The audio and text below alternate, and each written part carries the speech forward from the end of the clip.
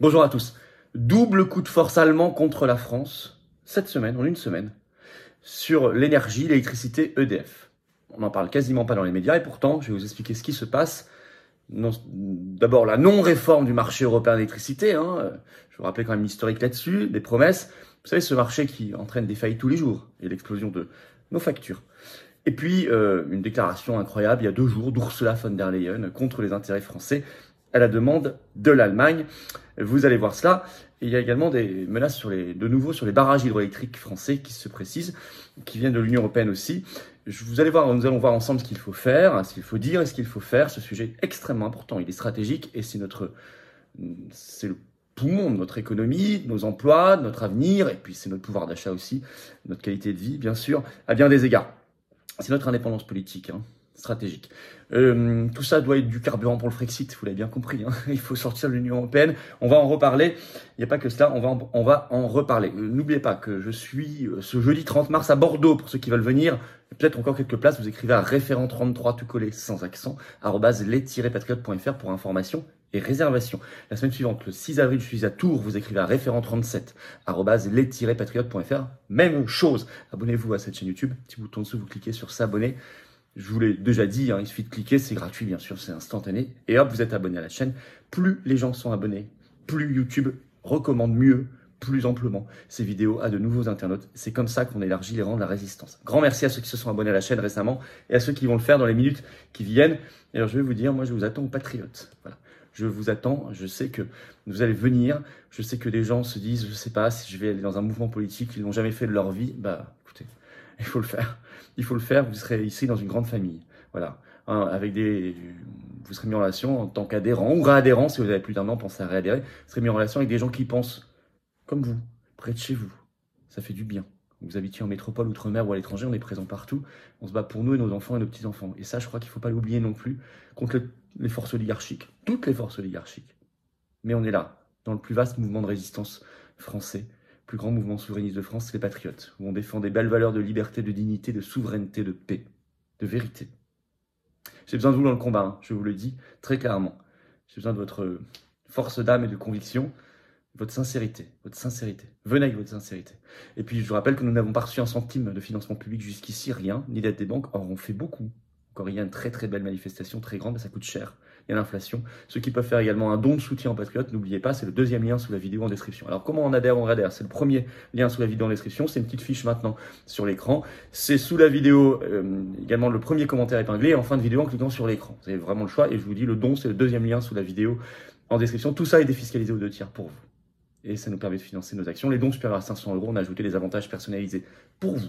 C'est expliqué sur le site des Patriotes. Grand bravo aux donateurs, aux réadhérents, bienvenue aux nouveaux adhérents, patriotes détenteurs de carte orange. Alors énergie, le coup de force allemand contre la France, on en parle régulièrement sur cette chaîne, vous le savez, vous savez ce qui se passe.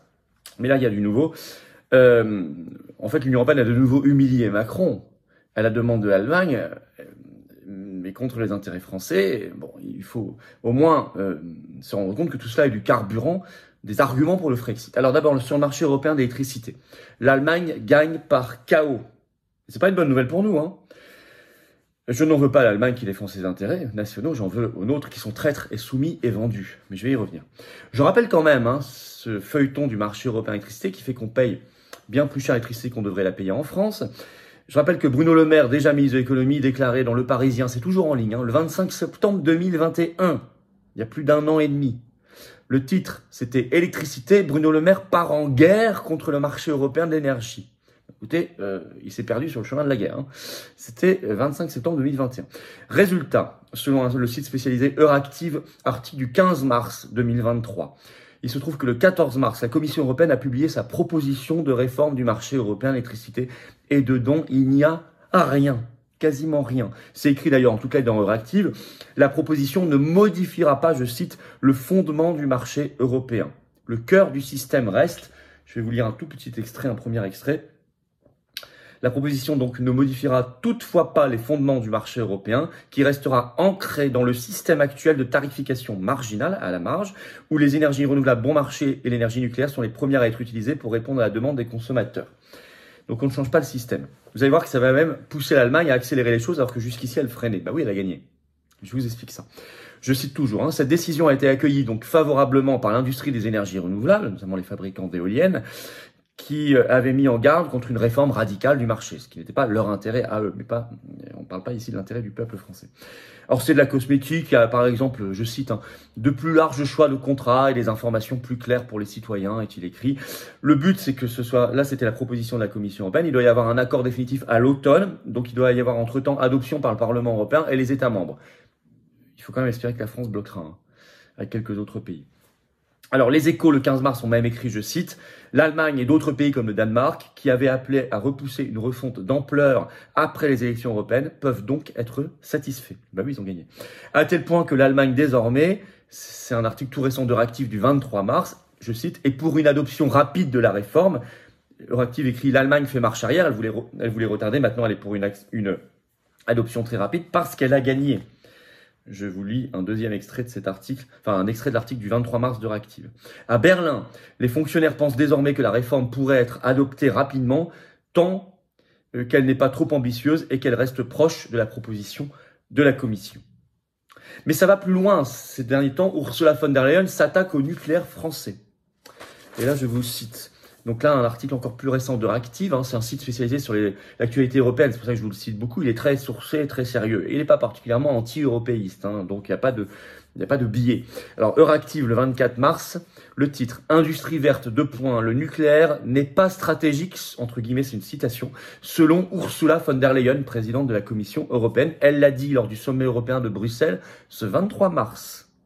Résumé, on nous dit dans Euractiv, Paris est agacé. Ah bah oui, il y a de quoi. Je vous cite un extrait de cet article.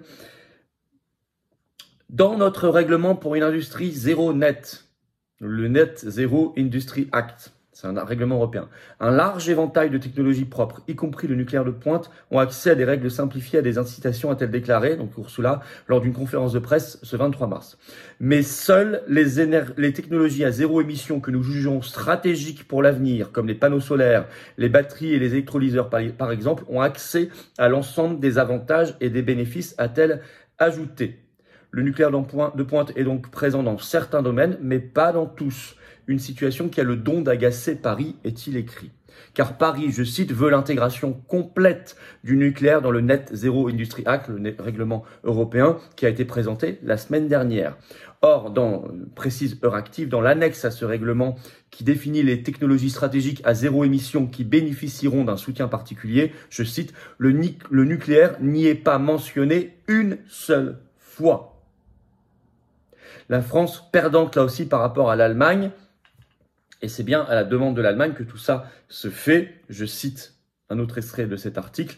Le mois dernier, Paris a même lancé une alliance de 11 pays pour promouvoir le nucléaire comme source d'électricité à faible teneur en carbone et travailler sur des projets industriels communs. Mais l'octroi d'un financement européen des projets nucléaires constituerait un pas de trop pour des États comme l'Allemagne, l'Autriche ou le Luxembourg, opposés à l'énergie atomique. Problème. Autre problème qui a été mis en exergue par une tribune intéressante dans Le Monde sortie ce 22 mars, je vais vous en parler.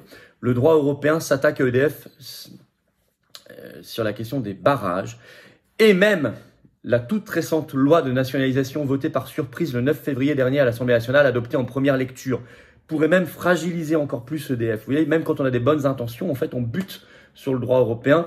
Et en fait, c'est très bien expliqué par un professeur en droit public à l'Université de Bretagne Sud qui s'appelle Philippe Coleman dans une tribune du Monde ce 22 mars. Je vais vous citer un extrait pour que vous compreniez bien. En outre, l'obligation pour EDF, écrit-il, depuis 2010, de fournir ses concurrents en électricité à un prix inférieur au prix du marché. C'est le mécanisme de l'AREN. C'est le droit européen. Hein, continue de peser sur les résultats d'EDF. D'autant que ce mécanisme a même été encore étendu en 2022 au détriment d'EDF. Enfin, le contentieux, écoutez bien, entre la France et la Commission européenne au sujet de la mise en concurrence des concessions hydroélectriques, les barrages, exploités par EDF est loin d'être éteint. Sur ce point, la proposition de loi de nationalisation d'EDF pourrait même fragiliser la position du gouvernement face à la Commission en réservant 2% du capital d'EDF à ses salariés. En effet, le gouvernement entend tirer parti d'une dérogation en droit européen à l'obligation de mise en concurrence. C'est une dérogation de quasi-régie, afin de maintenir l'entreprise publique comme exploitant des concessions hydroélectriques, des barrages. Mais pour pouvoir invoquer cette dérogation, le gouvernement doit détenir l'intégralité du capital d'EDF. Or ici, ce ne serait pas le cas, il aurait 98%, 2% irait pour les salariés. Donc, la Commission européenne dirait votre dérogation n'est pas valable, donc vous devez privatiser vos barrages hydroélectriques. Vous comprenez le raisonnement. En fait, si on n'était pas dans ce droit européen, il n'y aurait aucun problème. Là, on se crée des complexités incroyables et même une loi qui sûrement votée parce que c'est l'opposition contre Macron. Les macronistes avaient même quitté l'hémicycle à l'époque, souvenez-vous, le 9 février. Même je pense que cette loi est plutôt animée de bons sentiments. En fait, comme on est enserré dans le droit européen, notamment sur les barrages hydroélectriques, eh bien, ça peut devenir dangereux.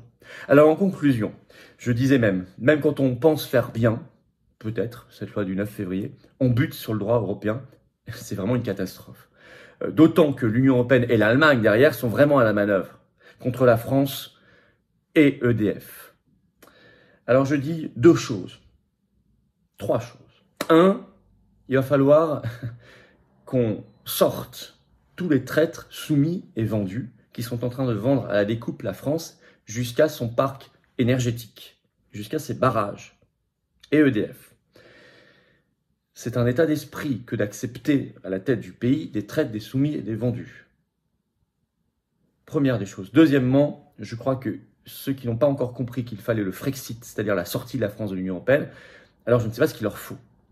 C'est extrêmement clair ici, sur ce sujet comme sur tant d'autres, qu'on serait dans une position bien plus favorable si nous étions maîtres de notre destin en étant souverains hors de l'Union européenne. Il faut retrouver, au-delà de ça, une logique, une philosophie du service public et du service public national, bien évidemment. Et ça, c'est aussi une philosophie qu'il faut rebâtir dans les esprits, dans les cerveaux, quand elle est partie. Voilà ce que je vais vous dire. N'hésitez pas à faire circuler cette vidéo. Nous avons toujours un site, vous le savez, jeveuxunedissolution.fr. Vous pouvez signer et relayer. Il est en lien d'ailleurs sous la vidéo en description.